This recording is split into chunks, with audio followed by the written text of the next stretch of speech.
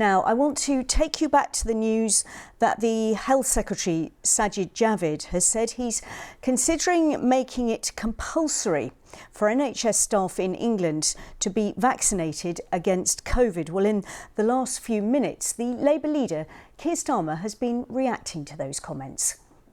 So, Keir, is Labour now backing a move to Plan B restrictions, which are masks, COVID passports and people working from home where they can? Those restrictions make sense. We've actually argued for them for many, many weeks. Back in July, we were saying we should keep things like masks. It's a small measure to protect the individual and to protect other people, and I think we should have them in place as quickly as possible. I am concerned that with all the focus being on Plan B, we're missing the real point, which is that the vaccine programme has stalled. The government said it was the security wall against the virus. The wall is crumbling. And only 17% of children have been vaccinated. The booster programme is going to take until spring to roll out at this rate. We need to ramp it up to about 500,000 vaccines a week. That's the real issue. The restrictions in Plan B, I think, are common sense, and we've been arguing for them for some time. You say you've been arguing for them for some time, but have you been arguing for some time for millions of people working from home? Because mandatory masks is one thing, but people working from home is quite another. And a lot of MPs point out that you risk hitting hospitality in town centres and triggering calls again for the reopening of the furlough scheme. So it's not actually a small thing, is it? No, but look, we've got to assess risk here. What we're concerned to do is to have common sense measures that prevent the one thing everybody doesn't want, which is deeper restrictions, even a lockdown. And those in hospitality would argue that a lockdown would be very, very difficult for them. So these are sensible measures. And masks, in a sense, nobody wants to wear a mask, but it's a small measure to ask on public transport and enclosed places to protect the individual and to protect others. But the real issue is the rollout of the booster regime. I'm afraid the vaccination rollout is stalling now. I think we should have pop-up vaccination centres reinstated. Community pharmacists are saying they can do more. Let's get them to do more and bring back retired health workers. That is where the focus should be, because in the end, the masks aren't going to do the heavy lifting. It's the vaccine. But just to clarify, as a yes or no, with the current state of the booster rollout and the rollout among teenagers both being slow, do you think the government should stand up and say millions of people should work from home right now? I think we should have people working from home where they can. That's a discussion to be had with employers. I think that can be a rational, sensible discussion. But the one thing we need to guard against is the idea that by ignoring the evidence now, ignoring the science now, that we don't end up in a worse position in a few months' time. We've done that so many times in the past. That is not going to help hospitality or any other sector.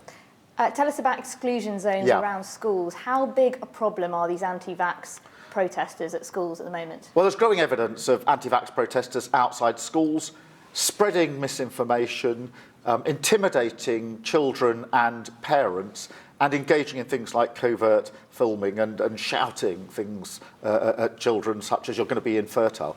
This comes at the very point when we want to encourage as many parents and children to be vaccinated as possible. We're way behind on children. We're only on 17%.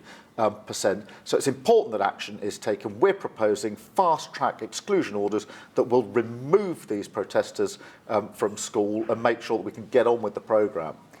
Are police forces not doing enough at the moment? Police forces can, if they want to, erect an exclusion zone around a school, but are you sensing that they aren't doing that? Well, the police at the moment are in a difficult position of having to assess each individual as to whether they've committed a criminal offence. And if they have, they could put them through a prosecution that might take 6 or 9 or even 12 months. I think that exclusion zones have the benefit of being quick, efficient, and we can remove the problem straight away if we fast-track it. I think it's a far, far better route. So this is not a criticism of the police. If anything, it makes their life a lot easier.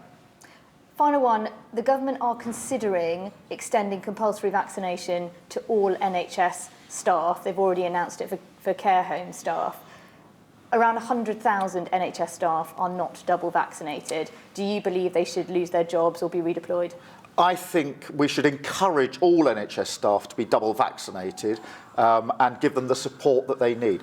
I wouldn't make it mandatory. I think that risks lots of people losing their job. We've got a crisis coming down the track for the NHS. It can be a very, very difficult winter. The last thing we can afford is for thousands of people to be pushed out of their jobs in the NHS.